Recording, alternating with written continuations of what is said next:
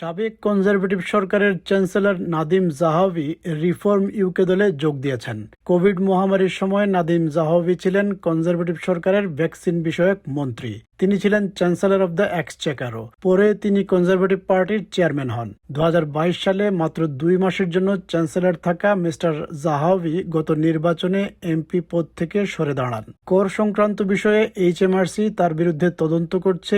এই তথ্য গোপন রাখায় 3 বছর আগে তাকে কনজারভেটিভ পার্টির চেয়ারম্যান পদ থেকে বরখাস্ত করা হয়। Britain needs Nigel Farage as Prime Minister. Nadim জাহাবি ইরাকে জন্মগ্রহণ করেন। 9 বছর বয়সে ব্রিটেনে আসেন। ইংরেজি শেখেন এবং পরে সাদ্দাম হুসেনের বিরুদ্ধে প্রচারণা চালান। There is great riots out in the streets.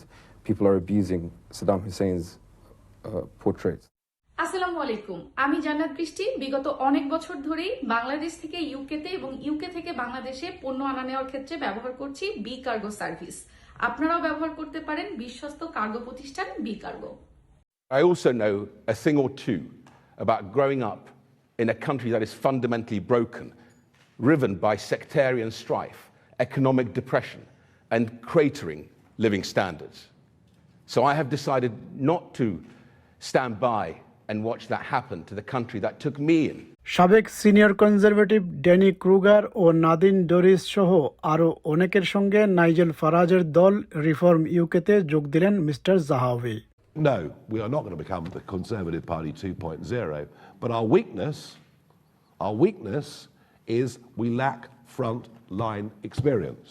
I've always been very candid about that, and with people like Nadeem, they've been on the inside.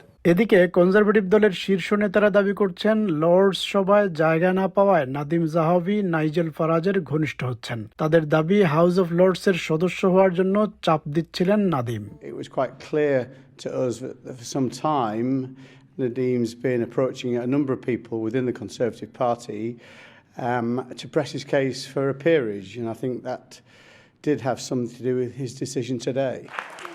তবে নাদিম জাহাবির বন্ধুরা জোর দিয়ে বলছেন তিনি কখনো হাউস অফ লর্ডসের সদস্য হওয়ার জন্য অনুনয় বিনয় করেননি। রিফর্ম ইউকে তাদের সর্বশেষ নিয়োগপ্রাপ্ত সদস্য নাদিম জাহাবিকে এখন একটি সিনিয়র ফুল টাইম দায়িত্ব দেবে। তবে সেটা কি দায়িত্ব তা এখনো দেখার বিষয়। দর্শক মন্ডলী, চলে আসলাম আরো একটি কালেকশন নিয়ে। দেখেন, মারিয়াম লন্ডনের আরো একটা নতুন কালেকশন। এটা অর্গানজার উপরে ভেরি নাইস কালার, আমাদের মেয়েদের সবচেয়ে favourite colour baby pink.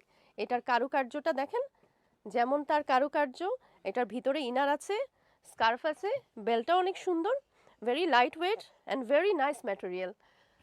So আপনারা দেরি করবেন না, এই কালেকশনটা নেওয়ার জন্য মারিয়াম লন্ডনে চলে আসেন।